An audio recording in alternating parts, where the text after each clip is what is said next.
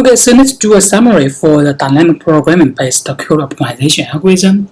According to the previous pages, we have introduced both the algorithm, the outline, as well as some concrete examples of how to use this algorithm for optimizing the queries executing plans, right? So we know the dynamic programming-based algorithm for optimizing the queries, we need to work from the bottom up. So we start from step 1 on the individual relations, and then we can go upward, right, by combining the pairs of relations. And then we can go further upward by combining more relations into it, right? And finally, we'll go to step n, which will be for the combination of relations R1 until Rn, right, for joining them all together. So you can see, with this n steps, we will be able to compute all the optimal plans for all the subqueries we show here in this page, right? Also, according to the previous pages, we will use very naive size as well as cost estimation methods for defining to make sure the algorithm will work well, right?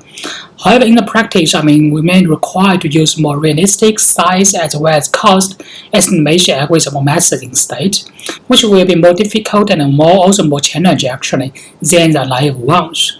And it really depends on the application scenarios, and we have to define the size as well as the cost estimation algorithm or the function very well. And we also have some heuristics which can be used to further reduce the search space. We show some examples in this page. For example, we can restrict to the left depth trees instead. Also, we can restrict to the trees without product among relations. So what does this mean? Given three relations R, S, T, R covers A, B two attributes, S covers B, C two attributes, and T covers C, D two attributes. If we do joins among them, and if we use a plan like this, R joins T joins S, then it may involve a product among two relations. Because when we're doing the joins between R and T, since this R relation and T relation, they don't share any common attributes at all. If we are joining them together, it will need a product between R and T, right? In other words, R joins T joins S will be equal to R times T joins S, right? It will be a product between R and T first, and then joins with S, which will be involve a product instead. So we will be unrestricted to the left depth trees as well as trees without the product among relations when we're doing the algorithm in the real world practice. So this is a dynamic programming based query optimization algorithm, and you can also go over these materials again by yourself after class to get familiar with this algorithm.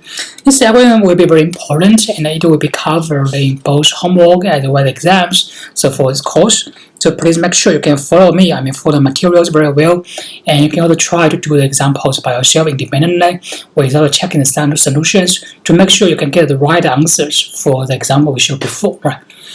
Okay, so this is the summary for this algorithm, and next we will move to the size estimation function or methods for you, because before we mentioned we will introduce this kinds of function for the estimation size later in the slides, and we'll move to how to estimate the size for the relations during the query process.